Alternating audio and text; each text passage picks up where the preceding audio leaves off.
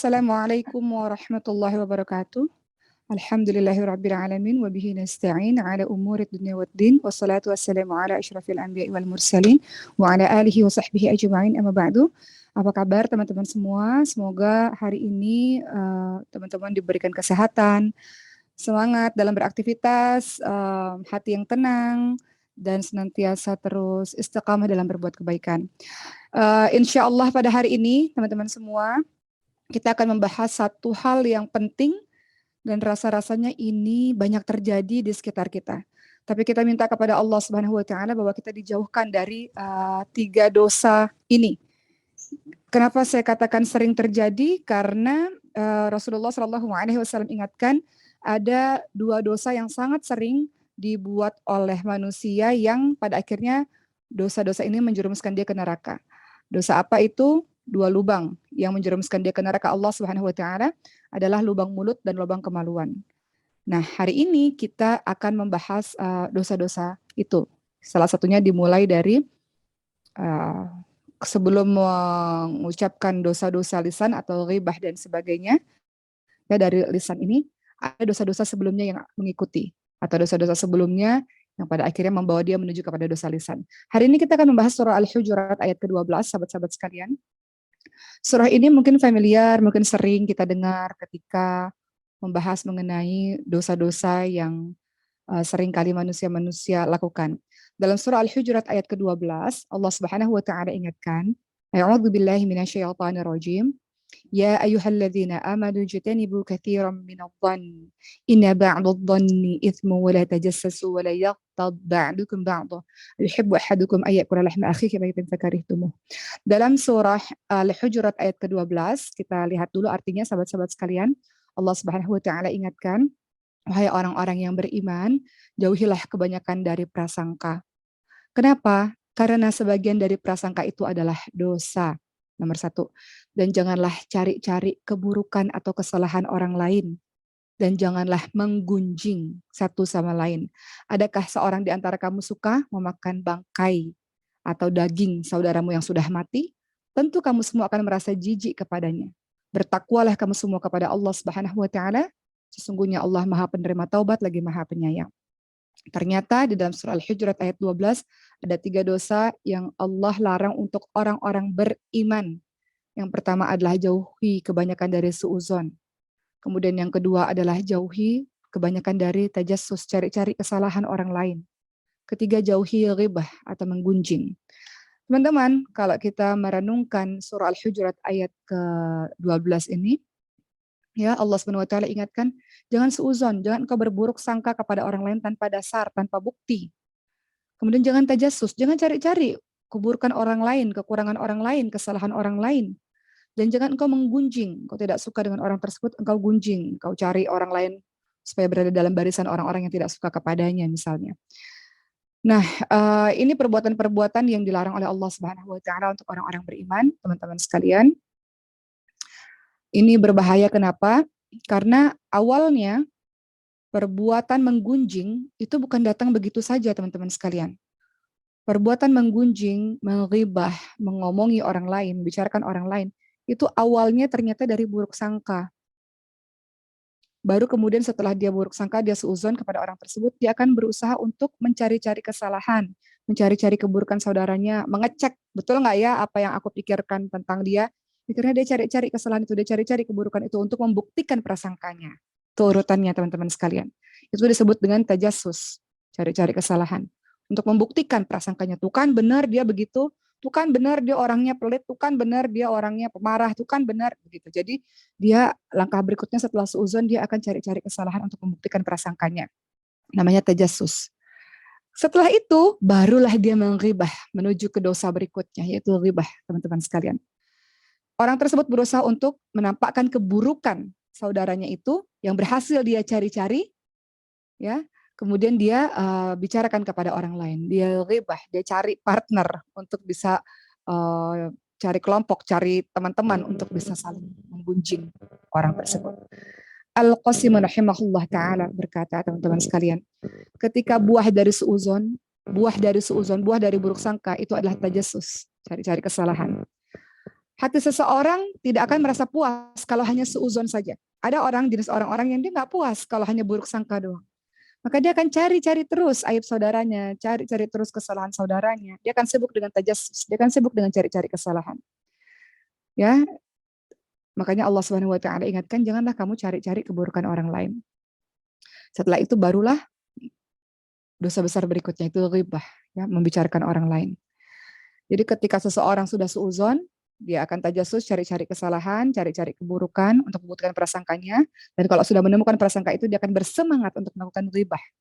Dia akan bersemangat untuk menyebarkan keburukannya kepada saudara-saudaranya. Inilah urutan yang disebutkan dalam surah Al-Hujurat tadi, teman-teman sekalian.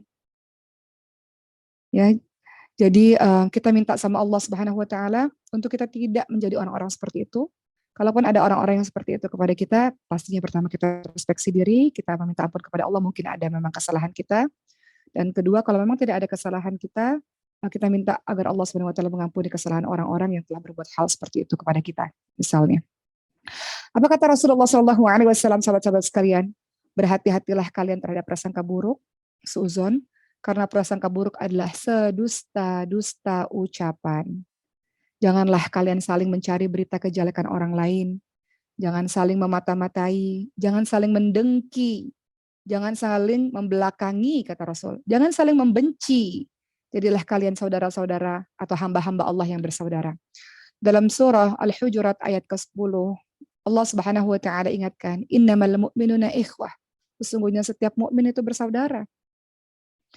Orang yang namanya saling bersaudara satu sama lain, teman-teman sekalian, haram darahnya, haram kehormatannya, haram hartanya. Nggak boleh kita ganggu.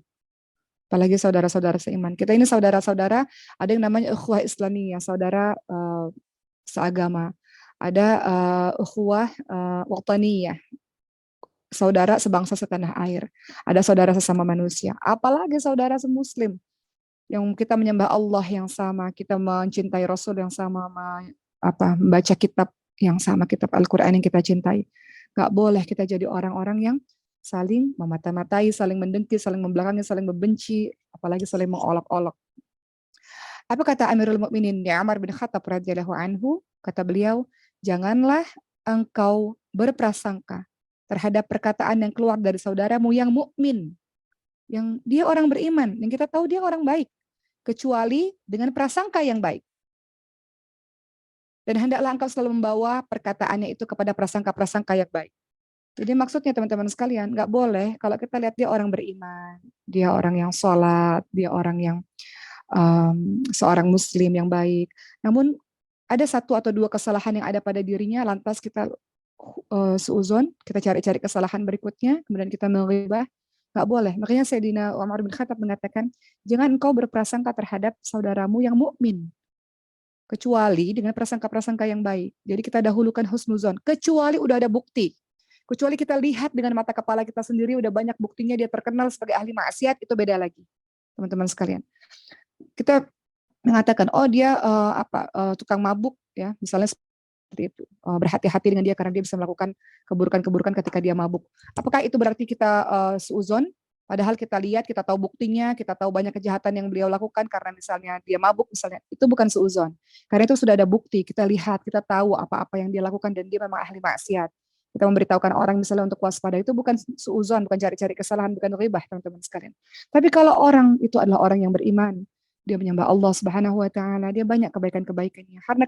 Hanya karena kesalahan sedikit kemudian kita mencari-cari kesalahannya, itu yang dimaksud oleh Sayyidina Umar bin Khattab.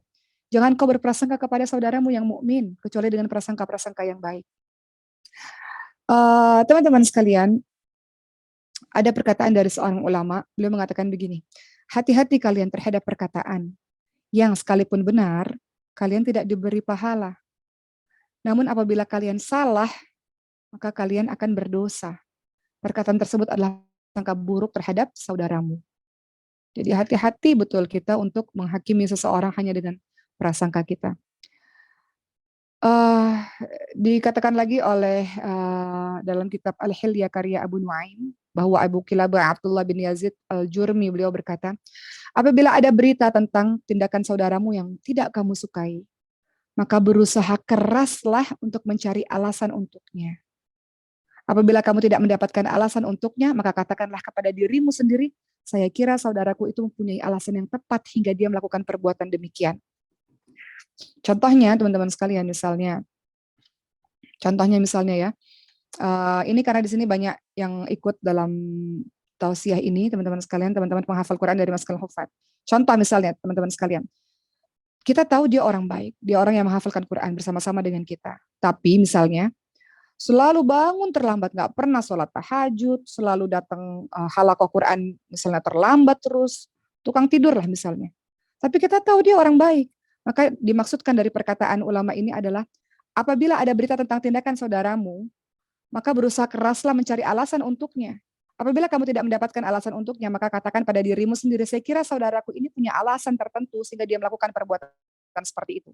Jadi kita masih terus berupaya untuk berhusnuzon karena kita tahu dia orang baik kok. Dia banyak kok melakukan kebaikan-kebaikan. Oh, mungkin dia tidak sholat malam, atau mungkin dia selalu terlambat, mungkin dia ada masalah dengan keluarganya, mungkin dia sakit. Jadi berusaha keras untuk husnuzon. Beda kalau kita sudah lihat bukti maksiat, nah itu beda lagi teman-teman sekalian. Jadi kita ini seorang mukmin mengedepankan husnuzon kepada mukmin lainnya. Apalagi kalau kita tahu dia itu adalah orang yang punya kebaikan yang banyak. Begitu teman-teman sekalian. Sufyan bin Husain berkata, aku pernah menyebutkan kejelekan seseorang di depan Iyas bin Muawiyah. Kemudian Iyas bin Muawiyah, beliau memandangiku, seraya berkata, apa kamu pernah memerangi bangsa Romawi atau musuh yang ini, musuh yang itu? Kemudian aku katakan, tidak pernah. Kemudian kata Iyas bin Muawiyah, beliau mengatakan, teman-teman sekalian, apakah layak musuh-musuh itu selamat dari kejelekanmu, sementara saudaramu yang muslim tidak selamat dari kejelekanmu, karena lisanmu itu, karena prasangkamu itu, karena tajasus cari-cari kesalahan itu. Katanya setelah itu saya tidak berani lagi untuk melakukan perbuatan seperti itu. Begitulah teman-teman sekalian. Maka kita harus memahami bahwa orang yang berakal wajib kita mencari keselamatan untuk diri kita dengan meninggalkan perbuatan suuzon tanpa bukti, meninggalkan tajasus, dan kita sibuk untuk memikirkan kejelekan kita sendiri. Ada kan teman-teman sekalian orang-orang di luar sana kerjanya sibuk meneliti atau mencari kesalahan orang lain. Dia lupa bahwa dirinya juga banyak sekali dosa. Sesungguhnya orang-orang yang sibuk memikirkan kejelekan dirinya sendiri, sahabat-sahabat sekalian, dan melupakan kejelekan orang lain, maka dia hatinya akan tentram. Dia tidak akan merasa capek. Betul nggak sahabat-sahabat sekalian? Kita kalau sibuk cari kesalahan orang lain, meneliti di mana kesalahannya, sibuk mencari di mana kekurangannya, pasti kita lelah. Capek sekali hidup seperti itu. Karena di sini ada kebencian. Di sini kita rasa kita nggak suka pada seseorang. Kita menanti kapan dia terjatuh, kapan dia salah. Capek sekali hidup seperti itu. Sebaliknya, kalau kita sibuk dengan kesalahan diri kita sendiri, setiap kali kita lihat, ya Allah, saya ini buruk, ya Allah, banyak dosa saya, ya Allah, maka kita akan merasa kita hina di hadapan Allah Subhanahu wa Ta'ala. Sehingga kalau kita melihat orang lain melakukan keburukan, kita tahu bahwa kita pun juga memiliki keburukan. Kita hina sekali di hadapan Allah Subhanahu wa Ta'ala. Hingga nggak ada kebencian kita kepada orang lain, melainkan kita menjadi pribadi yang tawadhu. Dia buat salah, ya betul, memang dia mungkin buat salah, tapi saya juga punya salah di hal yang lain misalnya. Saya bukan orang yang suci juga, saya banyak salah juga. Saya orang yang hina di hadapan Allah Subhanahu wa Ta'ala. Maka bukan muncul sifat yang sombong, merasa diri bersih, merasa diri suci, dan sibuk mencari kesalahan orang lain. Melainkan kalau kita sibuk dengan kesalahan diri kita sendiri, kita akan tawadhu, rendah hati, karena begitu hina diri kita di hadapan Allah, dan gak ada waktu kita untuk mencari-cari kesalahan orang lain. Teman-teman sekalian, orang yang senantiasa sibuk memperhatikan kejelekan orang lain, dan dia sampai lupa dengan kejelekan dirinya sendiri, maka hatinya akan buta, badannya akan letih, akan capek luar biasa.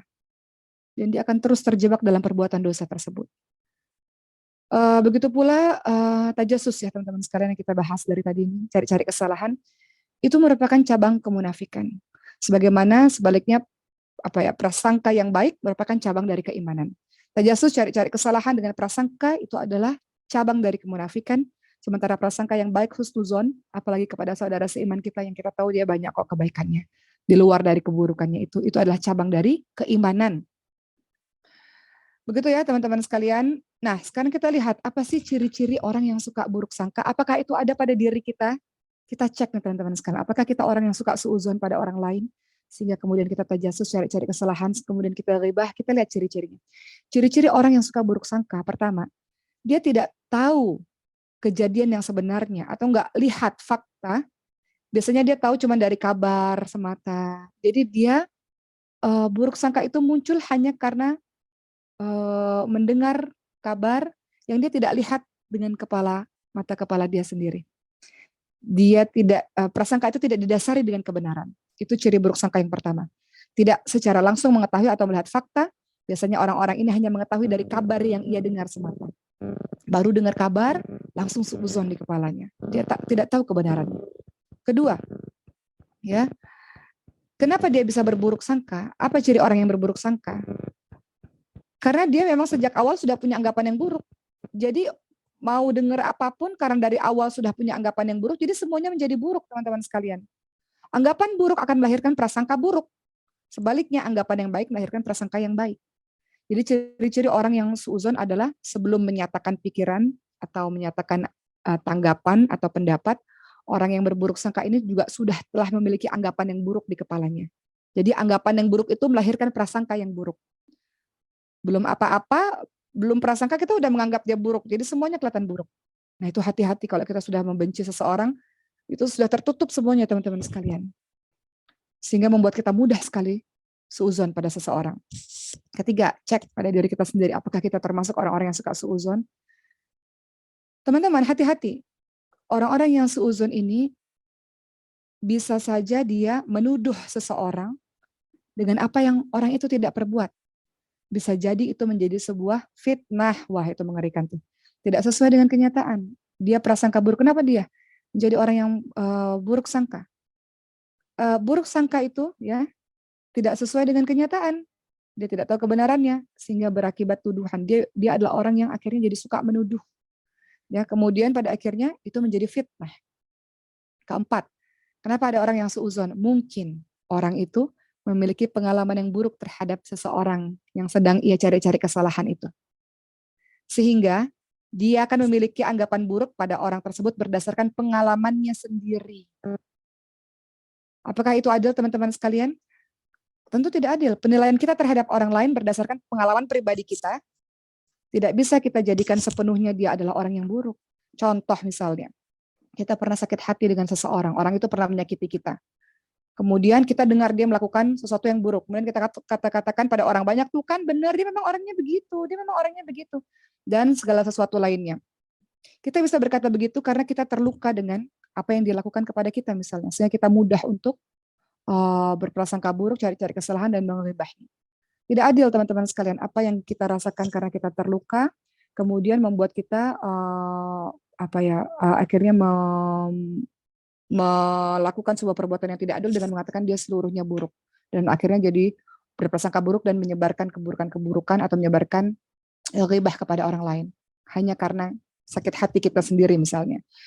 Jadi itu penyebab atau itu kenapa ada orang-orang yang suuzon, yaitu dia nggak tahu kebenarannya seperti apa, atau dia mungkin pernah sakit hati pada seseorang, atau mungkin dia iseng aja untuk menuduh seseorang.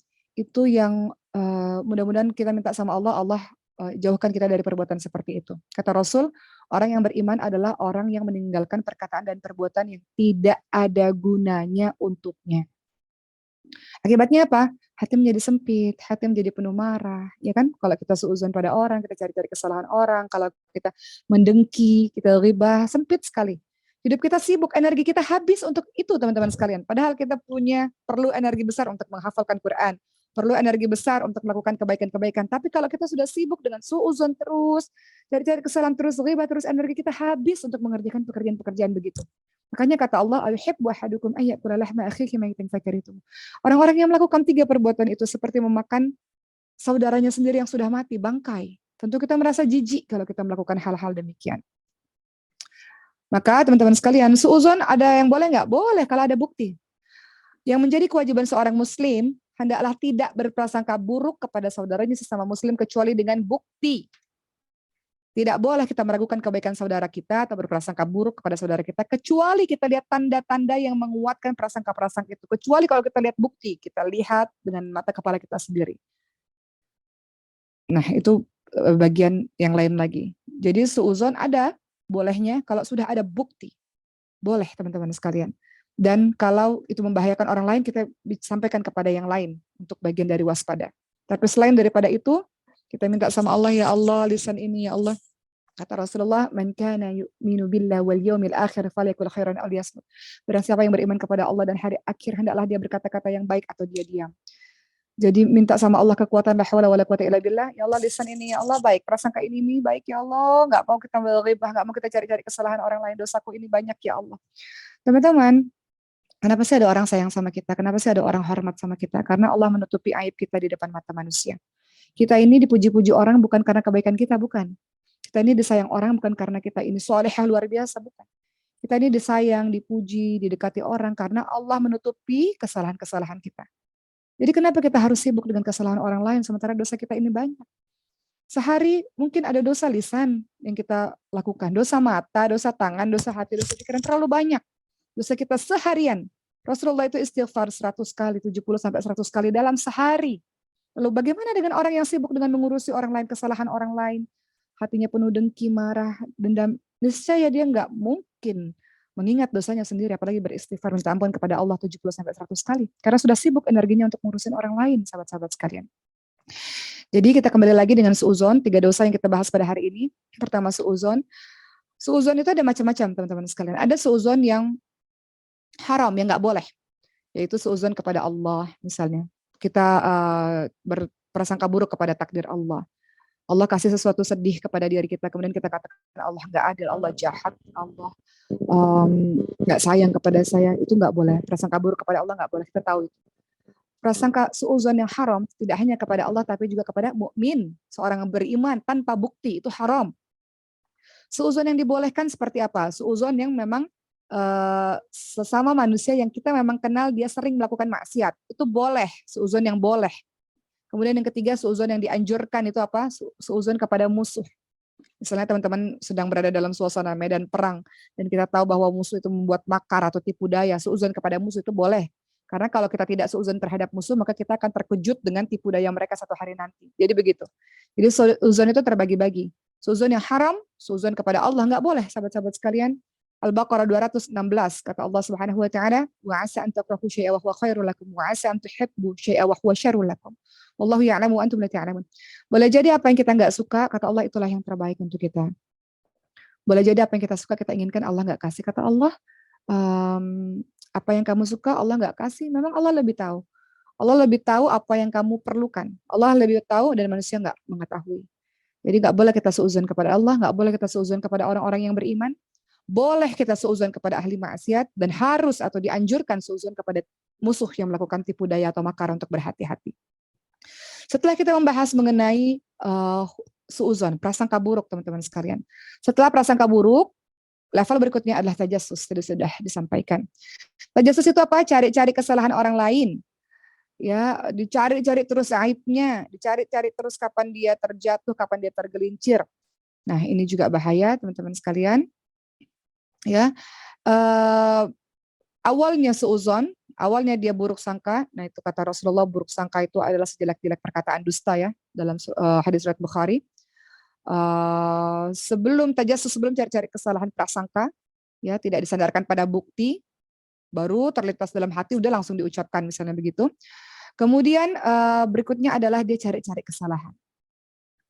Cari-cari kesalahan ini juga sibuk dengan mencari-cari sesuatu ya teman-teman sekalian. Ada juga istilah selain tajassus cari-cari kesalahan, ada juga istilah dia menguping untuk mencari-cari kejelekan suatu kaum, ya, atau menguping di depan pintu-pintu rumah mereka. Di zamannya Rasul itu ada sahabat sekalian, musuh-musuh Rasul ya, Abu Jahal. Abu Jahal itu orang yang suka cari-cari kesalahan Rasul, orang yang suka nguping.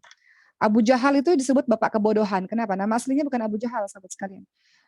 Abu Jahal itu suka menguping, apa sih yang Rasul lakukan, apa sih yang Rasul perbuat. Sebenarnya Abu Jahal itu meyakini bahwa Nabi Muhammad adalah Rasul. Namun karena kesombongannya dia tidak mengakui. Tapi Abu Jahal disebut bapak kebodohan, dia orang yang suka menguping dan termasuk orang yang suka cari-cari kesalahan. Di mana lemahnya Rasul, di mana salahnya Rasul. Kalau sudah nemu kesalahan baru disebarluaskan supaya banyak orang benci Rasul.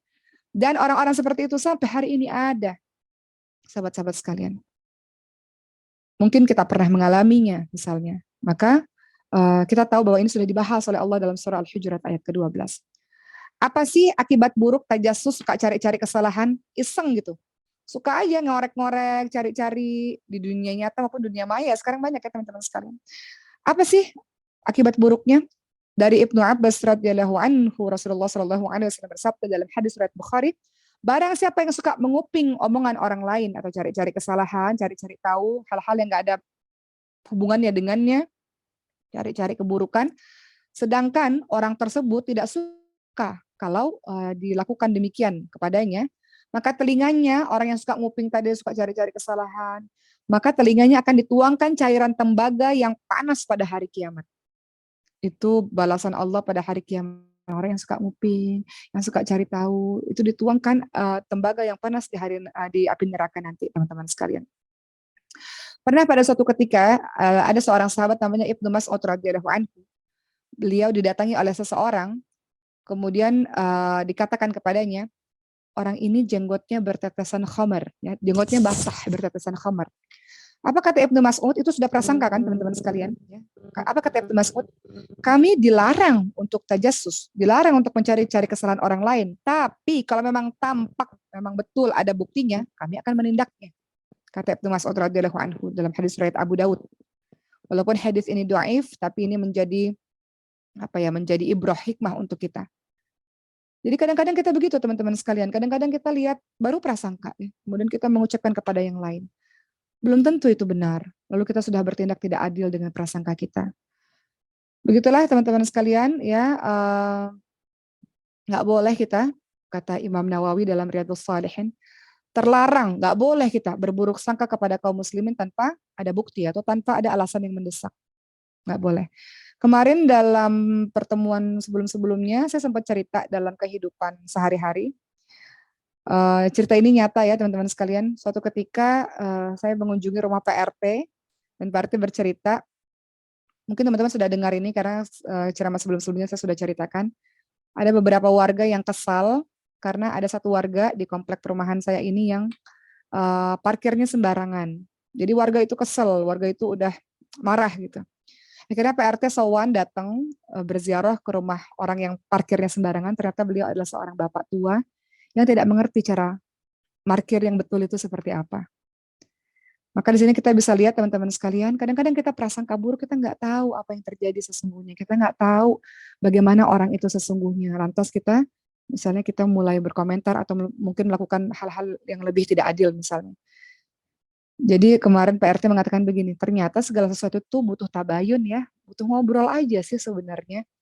Bisa ada prasangka karena nggak kenal sih, tapi kalau kita bicara baik-baik saling mengenal satu sama lain, maka insya Allah semuanya akan baik-baik saja.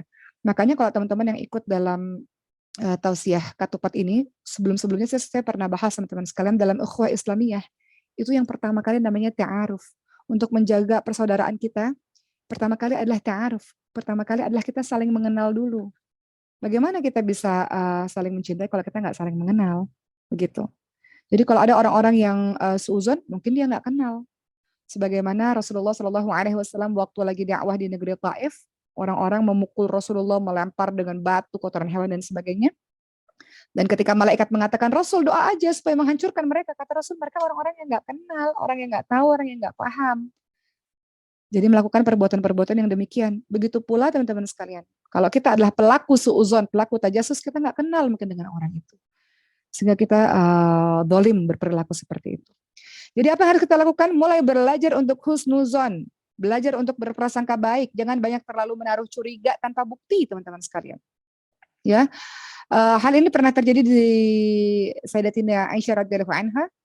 Suatu ketika ada suatu kaum yang berkata, dari Aisyah radhiyallahu anha ada satu kaum yang berkata, wahai Rasul, ada suatu kaum yang membawa daging kepada kami dan kami tidak tahu apakah daging tersebut disembelih dengan mengucapkan basmalah atau tidak.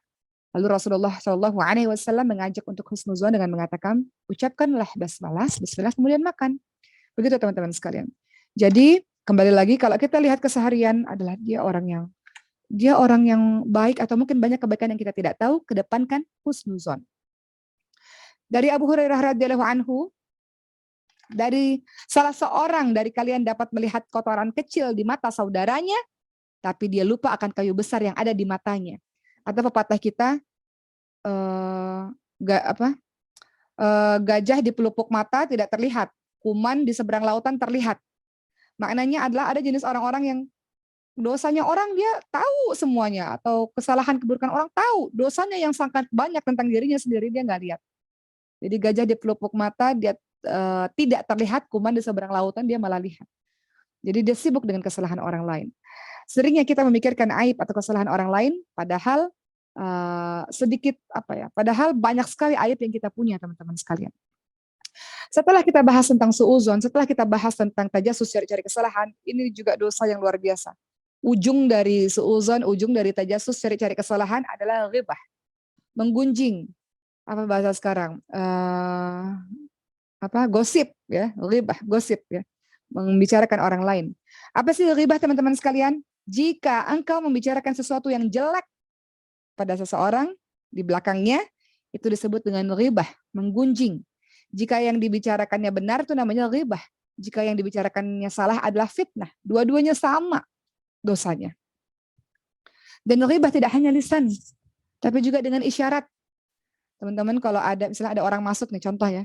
Kemudian kita giniin teman kita, lihat tuh, itu ghibah. Ya teman-teman sekalian, tuh lihat tuh. Itu namanya ghibah juga. Jadi ghibah tidak hanya lisan, tapi ghibah juga dengan isyarat. Ada seorang wanita yang pada saat itu menemui Siti Aisyah radhiyallahu anha, sahabat-sahabat sekalian, dan ketika wanita itu ingin keluar, Siti Aisyah berisyarat kepada Nabi bahwa dengan tangannya Siti Aisyah bahwa orang tersebut pendek. Maka apa kata Rasulullah Shallallahu Alaihi Wasallam? Ya Aisyah, engkau telah menggibahinya. Hadits riwayat Ahmad. Jadi teman-teman sekalian, ghibah itu tidak hanya dari lisan, tapi juga dari pandangan mata, ya, pandangan mata, dengan gerakan tubuh, dengan ejekan yang lain-lain, itu juga bagian dari ghibah. Ya, kita tahu teman-teman sekalian dalam surah Al-Hujurat ayat ke-12, ghibah itu atau menggunjing orang lain itu disamakan dengan memakan bangkai. Kenapa disamakan dengan memakan bangkai? Dosa tiga ini. Suuzon, cari-cari kesalahan, menggunjing. Kenapa disamakan dengan memakan bangkai dalam surah Al-Hujurat ayat 12? Karena bangkai sama sekali tidak mengetahui siapa yang memakan dagingnya. Ini sama halnya dengan orang yang hidup juga tidak mengetahui siapa yang menggunjing dirinya, siapa yang suuzon kepada dirinya, siapa yang cari-cari kesalahan dirinya. Maka itulah kenapa Allah memberikan dosa atau mengibaratkan orang-orang yang melakukan perbuatan suuzon, cari-cari kesalahan, ghibah atau gosip ini dia memakan bangkai. Kenapa? Karena bangkai dia tidak tahu. Karena orang yang sudah jadi bangkai, sebentar teman-teman sekalian. Ya. Karena orang yang sudah jadi bangkai dia tidak tahu siapa yang memakan dagingnya. Begitu pula orang yang hidup dia nggak tahu siapa yang mengata-ngatainya atau siapa yang cari-cari kesalahan, siapa yang berprasangka buruk kepadanya. Begitulah teman-teman sekalian, ya. Apa kata Asy-Syaukani rahimahullah? Asy-Syaukani rahimahullah menjelaskan tentang surah Al-Hujurat 12 yang tadi kita baca, bahwa wahai orang-orang beriman, jauhilah kebanyakan dari prasangka, karena sebagian prasangka adalah dosa. Jangan cari-cari kesalahan, jangan menggunjing. Ketika engkau melakukan perbuatan demikian, sukakah engkau seperti engkau memakan bangkai saudaramu atau saudaramu yang sudah mati? Kenapa? Karena kehormatan manusia itu sebagaimana dagingnya. Jika daging manusia saja diharamkan untuk dimakan, begitu pula dengan kehormatannya dilarang untuk dilanggar, teman-teman sekalian. Nggak boleh. Ya Rabb, semoga Allah tolong kita untuk menjauhi perilaku-perilaku yang seperti itu. Ya teman-teman sekalian, apa yang dikatakan oleh Qatadah rahimahullah, sebagaimana engkau tidak suka jika mendapati saudaramu dalam keadaan mayat yang penuh ulat,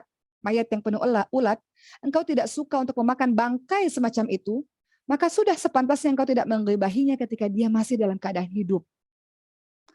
Ghibah atau menggunjing, gosip, itu termasuk dosa yang sangat besar, teman-teman sekalian, dosa besar. Dosa yang kita minta sama Allah untuk menghindarinya. Dan kita dituntut untuk bertaubat kepada Allah Subhanahu wa taala. Apa kata Imam Nawawi? Beliau menyebutkan bahwa dosa ghibah, perbuatan ghibah termasuk perbuatan yang diharamkan. Apa kata Rasulullah, sahabat-sahabat sekalian, mengenai ghibah ketika ada orang yang bertanya? Kata Rasul, tahukah kalian apa itu ghibah? Kemudian para sahabat berkata, Allah dan Rasulnya yang lebih tahu. Maka Rasul menjawab, engkau menyebutkan kejelekan saudaramu yang dia tidak suka untuk didengarkan oleh orang lain. Itu namanya ghibah. Kalau sesuai kenyataan namanya ghibah, tadi sudah saya sampaikan. Kalau tidak sesuai kenyataan namanya fitnah. Ya, sahabat-sahabat sekalian. Baik, apa yang dikatakan oleh Imam Nawawi rahimahullah, ghibah adalah sesuatu yang sangat-sangat jelek, namun itu tersebar di khalayak ramai. Yang bisa selamat dari tergelincirnya lisan ini Ghibah ini sedikit sekali orang-orangnya.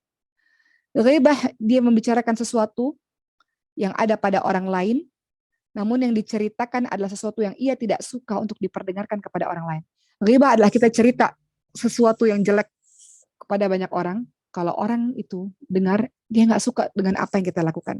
Sesuatu yang diceritakan itu apa saja, bisa berupa fisik, agama, dunia, duniawi, akhlak, harta, sifat-sifat, gerak-gerik tubuh, wajah, kefasihan, lidah, dan sebagainya. Semuanya itu bisa menjadi bahan-bahan ghibah, sahabat-sahabat sekalian.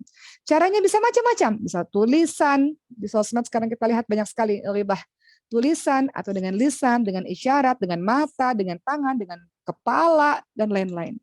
Itu bagian dari ghibah. Maka akhir dari apa yang saya sampaikan pada hari ini, teman-teman sekalian, izinkan saya menceritakan satu kisah yang mungkin teman-teman sudah pernah dengar sebelum-sebelumnya. Ada seseorang yang merasa menyesal atas perbuatannya selama ini. Selama ini dia sudah suuzon, dia sudah terus cari-cari kesalahan, dan bahkan dia sudah ghibah kemana-mana tentang fulan, tentang seseorang. Dia berhijrah, dia rasa dia banyak dosa karena terlalu lisannya ini banyak ngomongin fulan ini. Maka dia datang kepada fulan, wahai fulan, aku melakukan dosa yang sangat banyak, bagaimana caranya agar engkau bisa memaafkanku? Kemudian kata fulan ini, aku tidak tahu sesungguhnya apa yang engkau perbuat, tapi kalau engkau mau mendapatkan maaf dariku, maka pergilah ke pasar dan belilah bulu-bulu ayam. Setelah itu datang kembali kepadaku. Lalu akhirnya orang ini membeli bulu ayam yang banyak, lalu datang lagi kepada si fulan yang dia sakiti. Bulu-bulu ayam ini sudah aku beli, lalu apa yang harus aku lakukan? Bulu ayam itu maka engkau berikan kepada atau engkau sebarkan kepada tempat-tempat atau orang-orang yang pernah engkau membicarakan tentang diriku.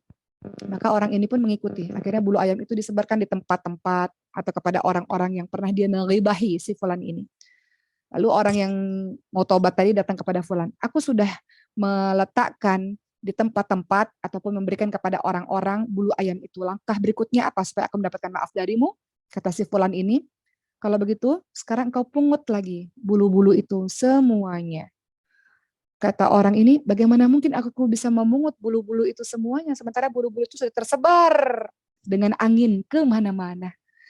Maka apa kata fulan, begitulah ketika engkau suuzon, cari-cari kesalahan, dan diakhiri dengan menggibah, menggosipiku, mengomongiku, membicarakanku, berita itu sudah sampai kemana-mana, tidak tahu sampai mana. Sebagaimana bulu ayam itu sudah terbawa angin kemana-mana. Maka menyesallah orang yang pernah berbuat zalim itu. Begitulah teman-teman sekalian, kita orang-orang yang beriman, kita minta sama Allah, ya Allah, kita ini sibuk sahabat sekalian, kita punya banyak tugas untuk senantiasa mendekatkan diri kepada Allah. Ibu-ibu rumah tangga, kita sibuk ngurusin anak-anak kita.